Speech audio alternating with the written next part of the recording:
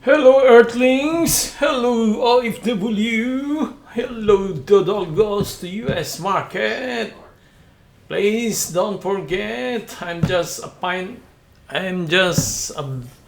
I'm not a financial advisor. Paalala lang. So, here we are again. Today is March 17, 2026. So, only few minutes, market in the US will be open. So, konting oras na lang.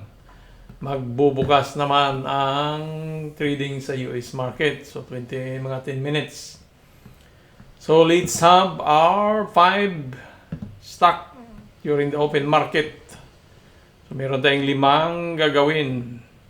Don't forget to subscribe if you're new to my channel. Bago ka lang napadaan, pakipindot naman ang subscribe dyan. Libre lang po. So first is we have L in AI. There's no news. How much the free float? So we have 13 play. Mayroon tayong 13 million na free float. So it's still low. So we have here a supply at 0.85. So there is a chance again to liquidate that area. So either it will go up high and liquidate here.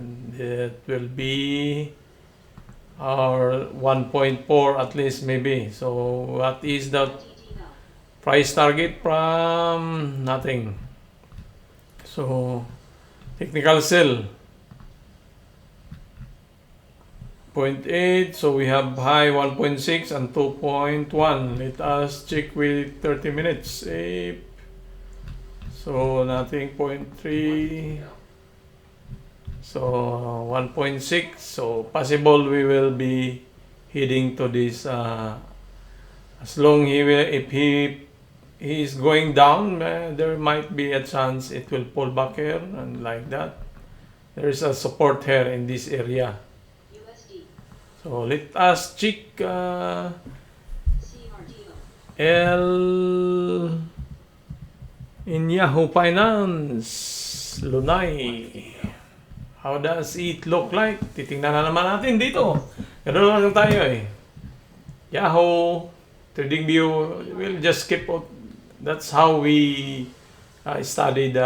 So, if he will pull here, it should be resist in 0.45 at least. So, if he will break, if L in EI will break 0.63, or 0.65, so mayroong chance it will go up to this area. So there is a possibility for LNEI.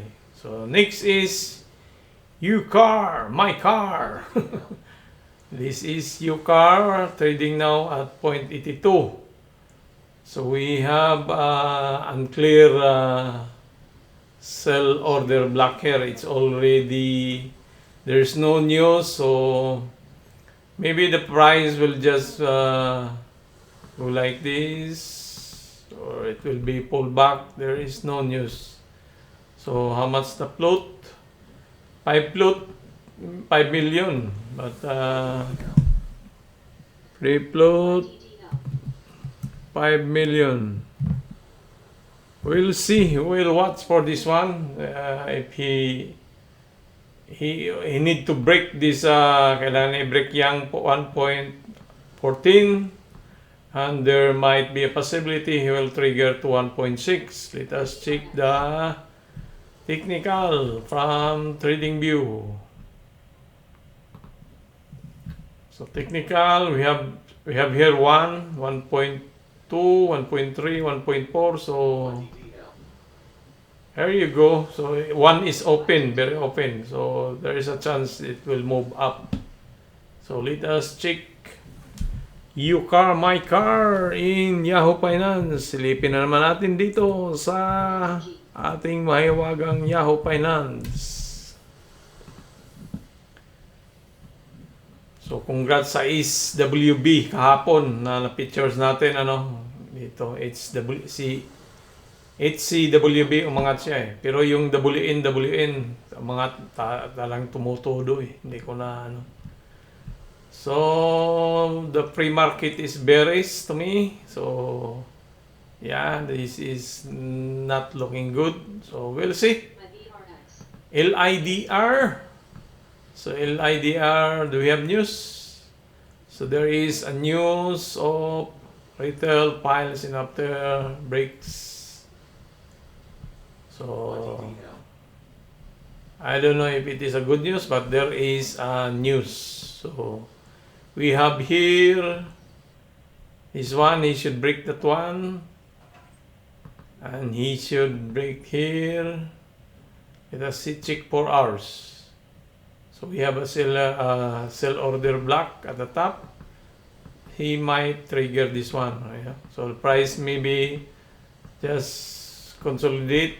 It will go up or it will go down. So we'll have to see and watch. And watch.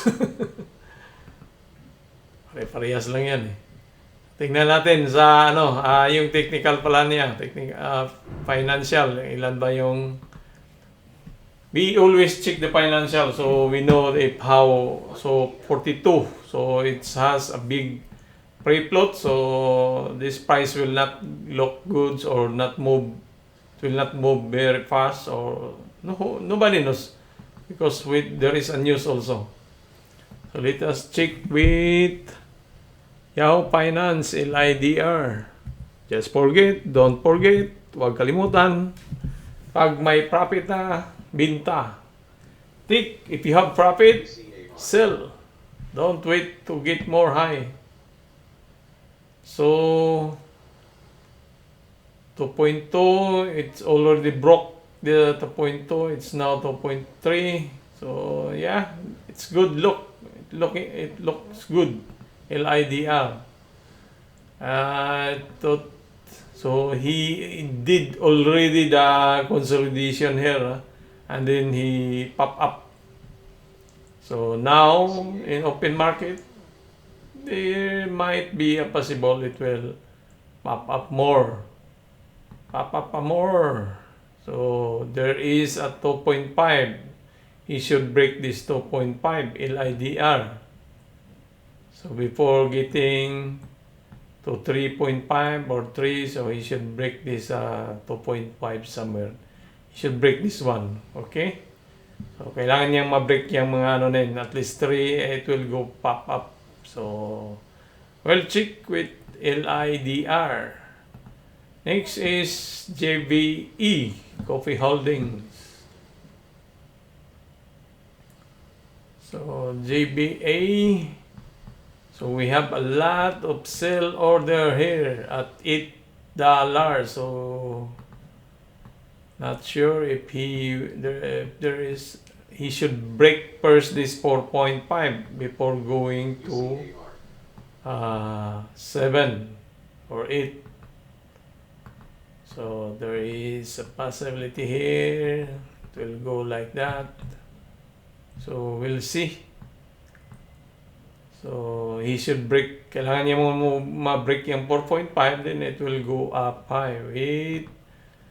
There is a good news, revenue, so there's a good income, so there might be a possible this stock will fly high.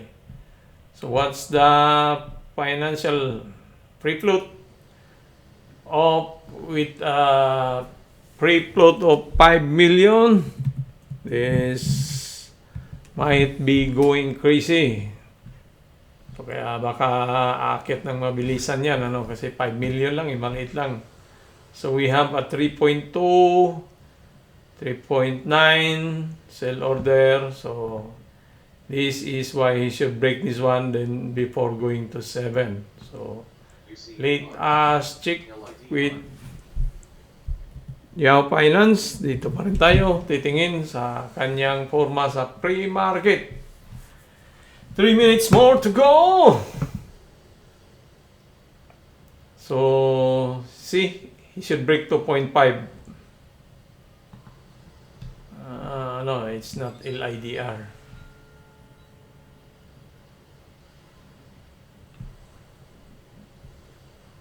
LIDR. Very slow. Have you heard that? LIDR from Zindu.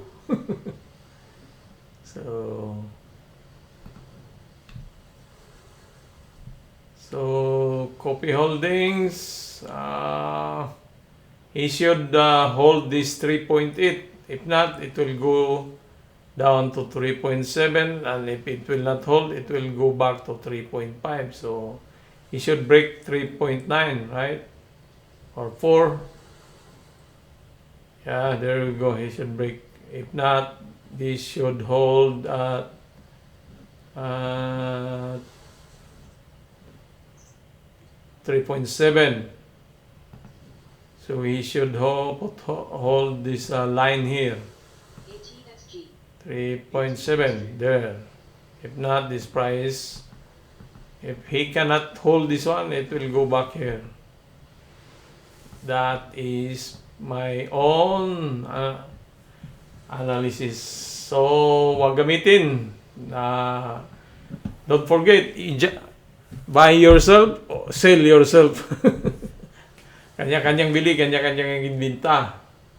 So next is BIAF. I think we have a videos before, yes, 3 days ago, that BIAF will go high. So I will not elaborate here. This candle is bullish, see? It's hammer, so so that is why it go high. So still our price target is, we're waiting to get to 4.5. So the market is now open. So just watch this, my videos here, BIAF. So, and that is all, folks. Yan lang po. Maraming salamat. Huwag kalimutan. Good luck to everybody. Adios, mi amigos, mi amigas, babus. BIAF is flying high now.